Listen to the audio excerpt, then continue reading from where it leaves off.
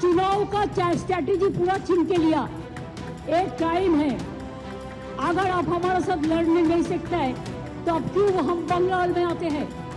हमारे साथ, देश के साथ, देश के गरीबों के साथ, देश की जनता के साथ कोई सरोकार नहीं। ममता दीदी बंगाल के लोगों को गुमराह कर। भाजपा का पता हो गया जे एक टीएमसी का ऑल्टरनेटिव नहीं हो सकता है, कांग्रेस बन जा रहा है ऑल्टरनेटिव। ममता बनर्जी जी ने जिस प्रकार के शासन को स्थान दिया है, आज का माहौल बंगाल में बंग भंग जैसी स्थिति बनाई है। ये बीजेपी लोग सब फालतू आदमी हैं, बकवास करते हैं, हवा गर्म करते हैं चुनाव में जीतने के लिए, लेकिन fact is very bad. Ganga का किनारा, कोलकाता का रसगुल्ला, बेलूर मठ, मां दुर्गा काली का आशीर्वाद, रविंद्र संगीत का साथ।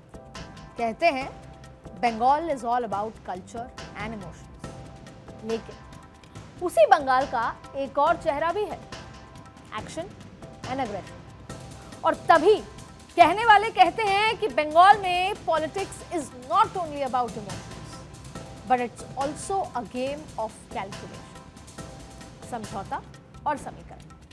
सियासत की सीढ़ी चढ़ने के लिए इन दो कदमों के साथ बढ़ना बेहद जरूरी है। और बात अगर पश्चिम बंगाल की हो, जहां आज तक बीजेपी के लिए सत्ता का इंतजार खत्म ही नहीं हो रहा, तो वहां जीत की उम्मीद को पूरा करने के लिए समझौते के साथ समीकरण का भी हिसाब लगाना बेहद जरूरी है। ये वही बंगाल है जहां हिंदू वोटर्स का बोलबाला है, सवर्णों की संख्या सबसे ज्यादा है।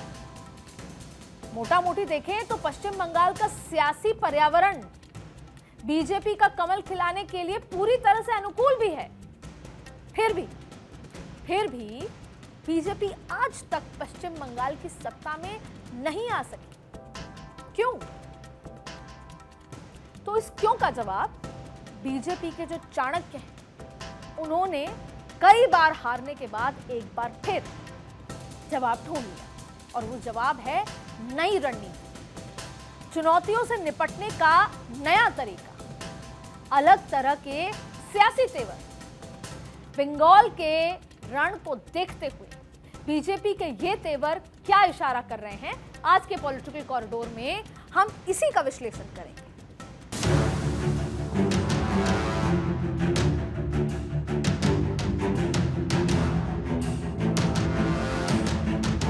हमारा आईटी ऑफिस में आके अब सब लैपटॉप से सब निकाल के लिया, हमारा डेटा, हमारा एसआईआर का data, it is not that they are privately operating. Not a ray of hope. I have full confidence that West Bengal में भी होबे ना को होबे और यहाँ भी कमल खिलेगा और आयुष्मान भारत आएगा। इस बात का मैं आपको विश्वास दिलाना चाहता हूँ। ये आपसे मैं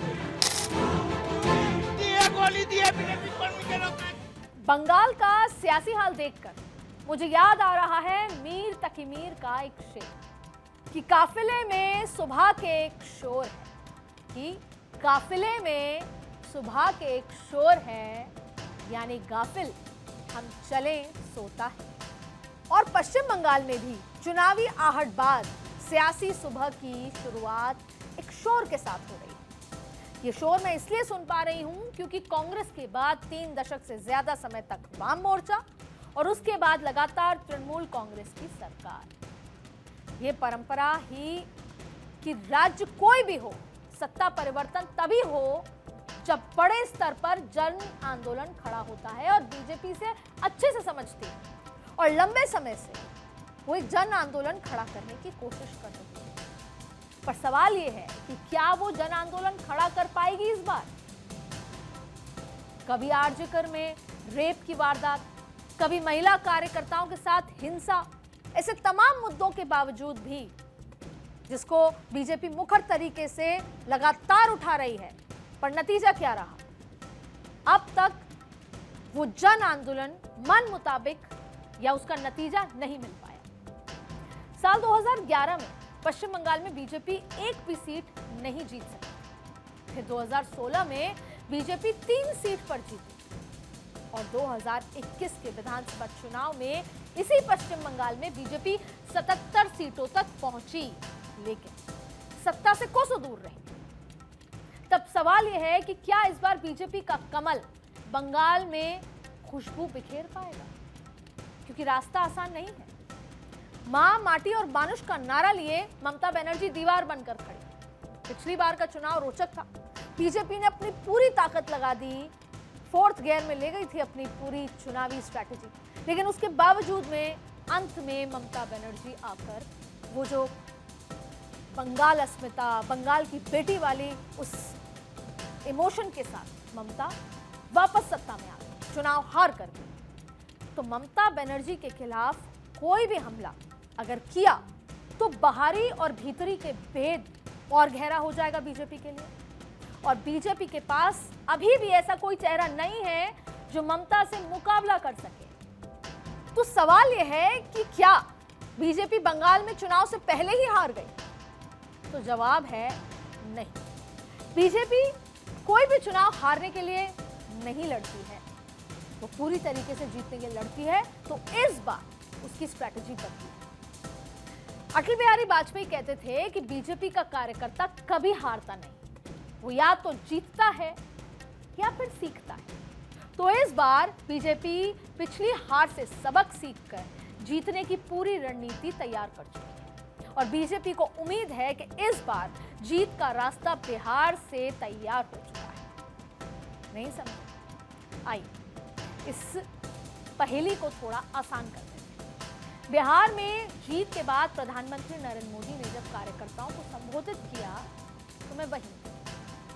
उस दौरान कार्यकर्ताओं का जोश मैंने महसूस किया और तब प्रधानमंत्री मोदी की जुबान से निकले कुछ शब्द मुझे याद रह गए, वो मैं आपको बताती हूँ। शब्द थे कि गंगा जी यहाँ बिहार से बहते हुए ही बंगाल तक पहुंचती है। बिहार ने बंगाल में बीजेपी की विजय का रास्ता भी बना दिया, क्योंकि बिहार में 202 सीट जीतने के बाद एनडीए ये समझ चुकी थी कि बिहार के वोटर्स के बीच बीजेपी की ताकत कितनी मजबूत है और बीजेपी को लगता है कि बिहार की जीत का असर अब बंगाल में भी पड़ेगा। अब आप सोच रहे होंगे क्यों? क्योंकि बंगाल में भी बिहार से जाकर लोग वहां पर बसे हैं बड़ी संख्या में, काफी बड़ी संख्या में, जो बंगाल में वोटर हैं और जो बिहार से पहले, बहुत पहले जाकर वहां पर बस चुके हैं। और यहां तक कि कुछ लोगों का तो यहां तक दावा है कि बंगाल में कौन राज करेगा तय हिंदी भाषी करते हैं और इनमें बिहारियों की संख्या सबसे अधिक है। 2021 के चुनाव में बीजेपी को इनसे ही बड़ी ताकत मिली। विधायकों की संख्या बढ़ी पर सरकार नहीं बन पाई और इसीलिए इस बार ममता बनर्जी अभी सबसे अधिक बिहार समेत पूर्वांचल के लोगों को ही लुभाने में लगी हुई है। अब बंगाल में हिंदी भाषी की ताकत को समझिए। यहाँ दुर्गा पूजा के बाद छठ सबसे बड़ा पर्व माना गया और शायद ही कोई शहर हो जहां महापर्व छठ की पूजा ना होती और इसमें कई सारे बड़े नेता भी शामिल होते हैं। पश्चिम बंगाल में बिहारी वोटर्स का फैक्टर कितना असर दिखा सकता है, इसको समझने के लिए देश के अलग अलग राज्यों में बिहार से गए लोगों का हिसाब भी देखिए। वो डेटा आपसे साझा करते हैं, जिसमें कुल आबादी के 19% से ज्यादा संख्या के साथ दिल्ली सबसे आगे।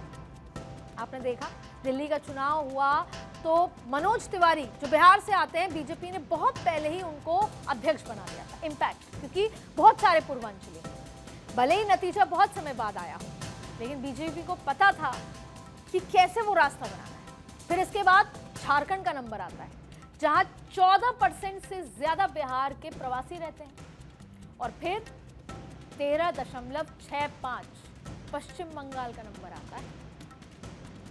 मेरा मकसद था ये डेटा आपको बताना कि 14% लोग बिहार के पश्चिम बंगाल में रहते हैं, जो वोट करेंगे तो बड़ा इम्पैक्ट होगा। महाराष्ट्र की भी कुल आबादी में 10% से ज्यादा लोग बिहार से रहने वाले हैं। उत्तर प्रदेश में भी 10% और हरियाणा में 7% से ज्यादा बिहार के प्रवासी हैं। और इसके बाद पंजाब और गुजरात का नंबर भी है। और इन 8 राज्यों में से 5 राज्यों में इस वक्त किसकी सरकार है?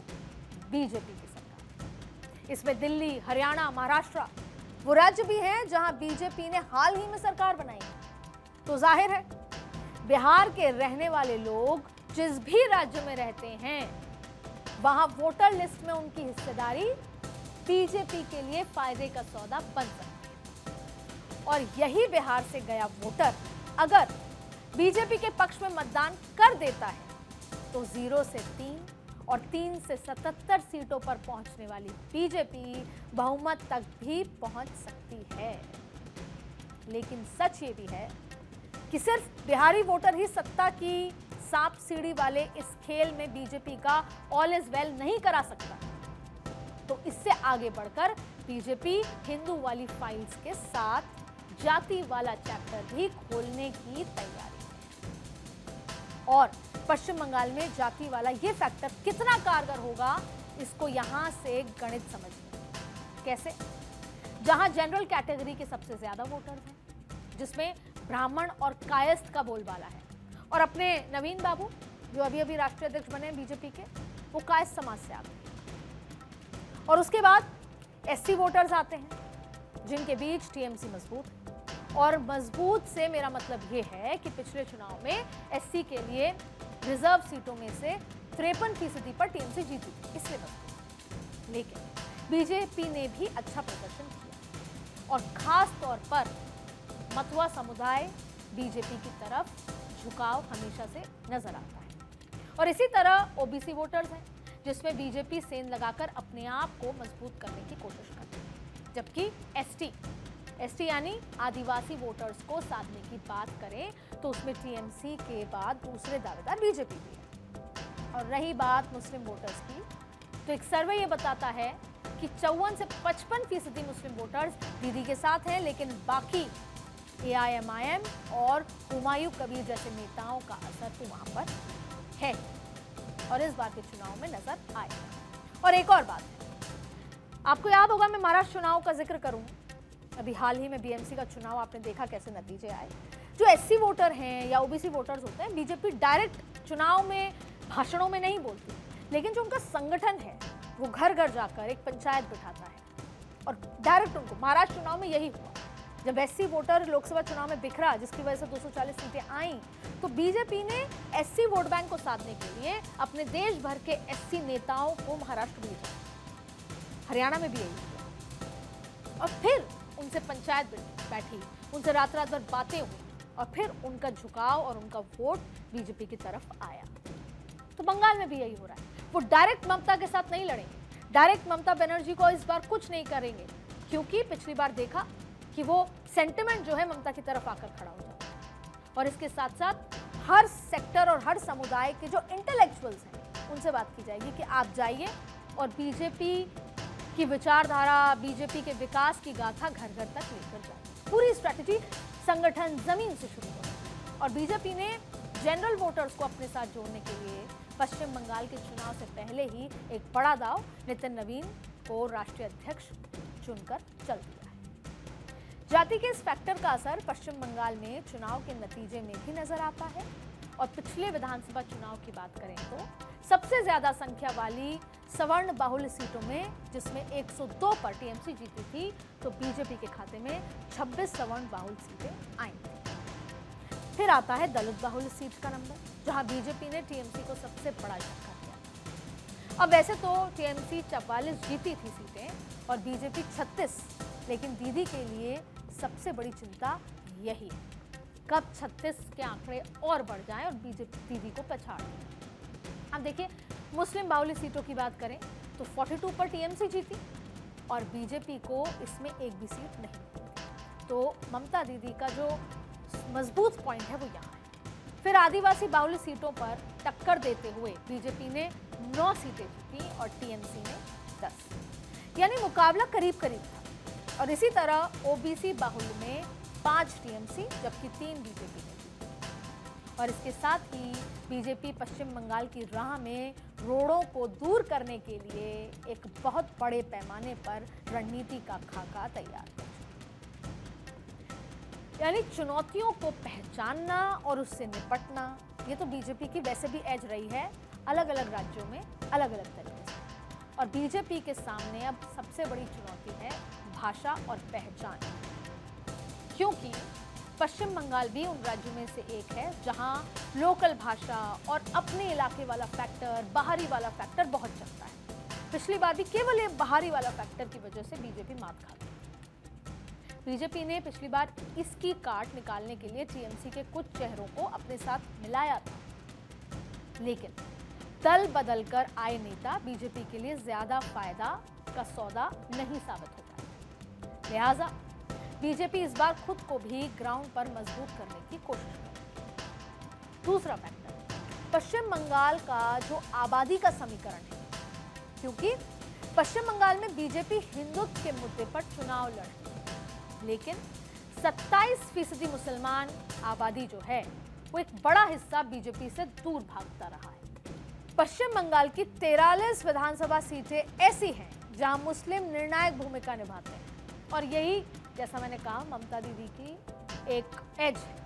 मुर्शिदाबाद, मालदा, उत्तर दिनाजपुर, उत्तर दक्षिण परगना, ये ऐसे इलाके हैं जहां पर मुस्लिम वोटर्स की अच्छी तादाद है। इन इलाकों में बीजेपी को अगर ज्यादा सीटें ना मिली और टीएमसी का ग्राफ भी गिरा तो फायदा सीधे बीजेपी को होगा, क्योंकि मैंने आपको याद दिलाया था यहाँ पे ओवैसी फैक्टर बीजेपी की हेल्प कर सकता है। और तीसरा सबसे अहम फैक्टर है बाहरी बनाम बंगाली संस्कृति, क्योंकि बंगाली अपनी संस्कृति को लेकर बहुत सेंसिटिव होते हैं। हिंदुत्व को पसंद करने वाले लोग भी बीजेपी को बाहरी मान लेते हैं। वजह यह है कि बीजेपी का स्थानीय नेतृत्व ही यहां कमजोर साबित हुआ। विधानसभा चुनाव में सारे बड़े नेता पश्चिम बंगाल से बाहर के होते हैं। बंगाली भाषा और संस्कृति को पसंद करने वाले लोगों को यही चीज रास नहीं आती। 2026 में भी बीजेपी के लिए ये एक चुनौती की तरह माना जा रहा है, और इन चुनौतियों से निपटने के लिए बीजेपी के थिंक टैंक ने 5 पॉइंट के साथ एक ऐसा प्लान तैयार किया है जिसकी मदद से बीजेपी ये कोशिश कर रही है कि पश्चिम बंगाल में अपने पैर जमा सके। पश्चिम बंगाल में बीजेपी का 5 स्टेज का ये प्लान क्या है, इसको समझने के लिए आरएसएस की रणनीति के साथ बीजेपी की तैयारियों को समझना, जिसमें सबसे अहम है प्रचंड हिंदुत्व की बात, क्योंकि पश्चिम बंगाल के पड़ोस में बांग्लादेश के अंदर हिंदुओं पर होते अत्याचार और उस पर ममता बनर्जी की खामोशी बीजेपी को बहुत बड़ा मौका दे सकती है। और इसके साथ ही हिंदुओं को एकजुट करने की कोशिश के साथ बीजेपी और उसका थिंक टैंक हिंदू अत्याचार के मुद्दे पर ममता सरकार को घेरने में किसी तरह की कसर छोड़ने को नहीं तैयार। फिर तीसरा फैक्टर दलित वोटर्स के बीच पैर जमाने के लिए उनके घर खाने पर जाना, वहां पर जाके चर्चा करना, ये रणनीति भी तैयार है, क्योंकि बंगाल में 30% से ज्यादा दलित हैं, यानी ये निर्णायक स्थिति में है, और यही दलित vote bank BJP Mamata Banerjee के सामने मजबूत स्थिति में खड़ा कर सकता है। और इसके अलावा ममता राज में महिलाओं से क्रूरता जैसे या फिर लॉ एंड ऑर्डर जैसे मुद्दे पर, महिलाओं की असुरक्षा और सुरक्षा वाले मुद्दों पर भी बीजेपी के लिए वो कोई हथियार से कम नहीं। उदाहरण के तौर पर संदेश खाली और आरजीकर कॉलेज का मुद्दा, ऐसे ये कांड है जिसके जरिए ममता सरकार को बैकफुट पर लाने की कोशिश होगी। घर घर जाकर ये कोशिश की जाएगी कि जो बंगाल के थिंक टैंक हैं या बंगाल के जो इंटेलेक्चुअल्स हैं वो जाकर बात करें कि महिला की सुरक्षा अब नहीं होगी तो कब होगी, और कौन कर सकता है, बीजेपी कर सकता है। और 5वां मुद्दा घुसपैठ, जो आपके सामने है, जिसको लेकर ममता दीदी परेशान है। बांग्लादेश से होती घुसपैठ और बीजेपी के दावे कि ममता घुसपैठ को समर्थन दे रही है, ये पश्चिम बंगाल में डेमोग्राफी बदलने की चिंता को उजागर करता है, और बदलती डेमोग्राफी से भारतीयों की चिंता का मुद्दा वो बना सकती है। और वैसे ही पश्चिम बंगाल की सियासत में घुसपैठ सिर्फ एक चुनावी नारा नहीं रहा, बल्कि ये एक ऐसा कड़वा सच बन चुका है जिसके आंकड़े बदलती डेमोग्राफी की कहानी बताते हैं। और फिर पड़ोस में जो बांग्लादेश में हो रहा है उससे भी लोगों के मन में बहुत सारी बातें आई। फिर गृह मंत्री अमित शाह पहले ही बंगाल की धरती से संदेश भी देते और आंकड़ों के चश्मे से देखें तो बीजेपी के ये दावे जमीन पर भी नजर आ रहे हैं। कैसे जब एसआईआर हुआ तो बहुत सारे वो लोग जो वहां पर काम कर रहे थे, दशकों से रह रहे थे, उनके पास उनके ओरिजिनल कागज नहीं थे, तो उनको छोड़ना पड़ा बंगाल। न्यू टाउन खाली हो गया। और जिस मुर्शिदाबाद में 1951 तक मुस्लिम आबादी 55% थी, हिंदू आबादी 45% थी, वहां 2011 की जनगणना के हिसाब से 66% मुस्लिम और 33% हिंदू आबादी का आंकड़ा दिया गया।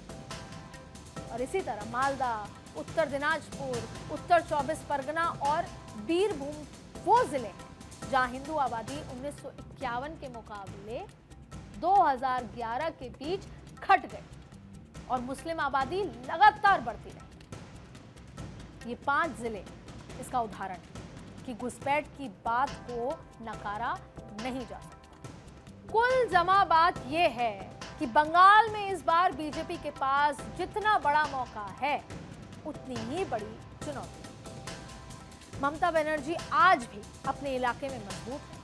कांग्रेस दूर दूर तक रेस में नहीं है।